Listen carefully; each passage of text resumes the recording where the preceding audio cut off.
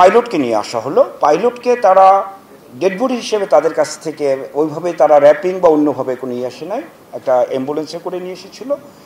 তো পাইলটের যে জিনিসটা হলো যে স্পট এবং হসপিটাল এই দুই জায়গায় একটু পারসেপশনের প্রবলেম থাকে। অনেক সময় আছে যে কনফার্ম ডেড, এটা তারা সেইভাবে ট্রিট করে ওইভাবে এটাকে কিন্তু র্যাপিং করে পাঠিয়ে দিয়েছে। বাট পাইলটের ব্যাপারে তাদের হয়তো একটা হোপ ছিল, সেই কারণে পাইলটকে নিয়ে আসা হয়েছে ওইভাবে। আমরা যখন রিসিভ করি ফার্স্ট আমি অন দ্য স্পটই পাইলটের, আমি ব্যক্তিগতভাবে নিজেও ছিলাম, যখন হ্যান্ড ওভার করলাম ওরা সাথে সাথে পাইলটকে বিভিন্ন এক্সামিন করে দেখলো ইনিশিয়াল স্টেজে যে there is no sign of life.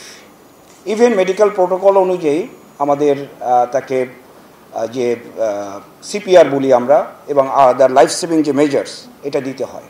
দেওয়ার পরে ফাইনালি কোনো রিভাইভালেরই কিছু চায় না। আপনি জানেন যে কোনো ডেড বডি বা আমাদের হসপিটালেও যদি আমরা দেখি অ্যাপারেন্টলি সাইন অফ লাইফ নাই, কিন্তু আমরা ডিক্লেয়ার করতে আমাকে মিনিমাম 30 মিনিটস টাইম নিতে হয়। এটার ক্ষেত্রে আমরা 1 ঘন্টার মতো করেছিলাম, তাই না? 40 মিনিটের মতো আমরা নিয়েছিলাম যে কোনোভাবে কোনো কোথাও জীবনের কোনো ফেরত আসার সম্ভাবনা আছে কিনা, যেই জন্য এটাকে আমরা বলি ব্রট ইন ডেড।